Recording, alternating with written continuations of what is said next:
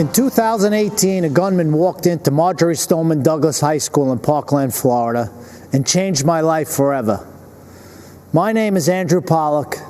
His name isn't worth saying. One of the seniors walking in the hallways that day was my beautiful daughter, Meadow.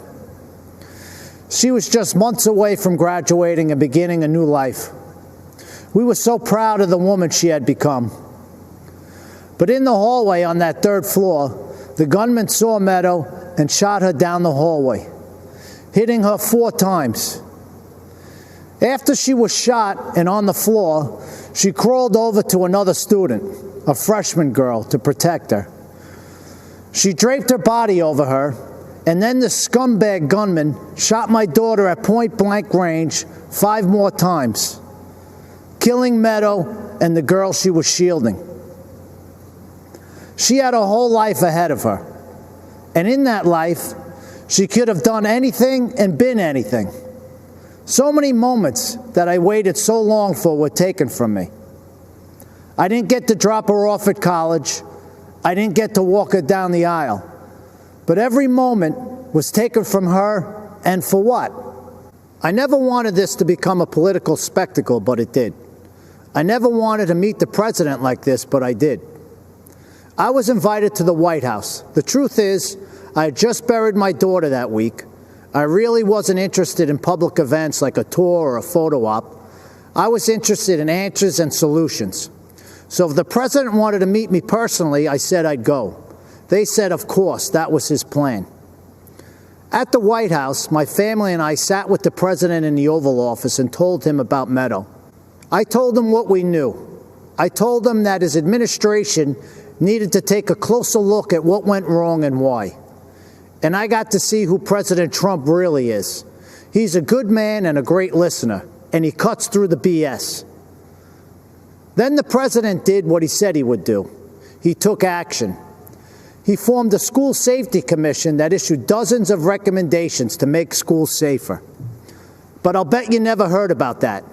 Instead, the media turned my daughter's murder into a coordinated attack on President Trump, Republicans, and our Second Amendment. In fact, when President Trump asked me and other parents of children that were murdered in school shootings to join him as he announced the commission's findings, the media's first question wasn't about protecting kids. Shockingly, they asked about the government shutdown. President Trump turned to me appalled and said, "Andy, can you believe these people? We're trying to talk about school safety, and this is what they do." But I could believe it. After my daughter's murder, the media didn't seem interested in the facts, so I found them myself. I learned that gun control laws didn't fail my daughter. People did. The gunman had threatened to kill his classmates before. He had threatened to rape them. He had threatened to shoot up the school. Every red flag you could imagine. But the school didn't just miss these red flags. They knowingly ignored them. Far-left Democrats in our school district made this shooting possible because they implemented something they called restorative justice. This policy, which really just blames teachers for students' failures, puts kids and teachers at risk and makes shootings more likely. But it was billed as a pioneering approach to discipline and safety. I was just fine with the old approach to discipline and safety. It was called discipline and safety. But the Obama-Biden administration took Parkland's bad policies and forced them into schools across America. When President Trump rescinded Obama's guidance on restorative justice policies, he put an end to that. And that meant the world to me. It's hard to tell how much Mr. Biden understands about what happened at Parkland. Mr. Biden has campaigned on bringing back restorative justice as part of his unity platform with Bernie Sanders and has pledged to implement it in school districts across America. But he doesn't even seem to know when the shooting happened. He said that he was vice president when it happened, but he wasn't. Mr. Biden may not know when my daughter was murdered, but I do. February 14, 2018. Mr. Biden may not know that these policies make shootings more likely, but I do.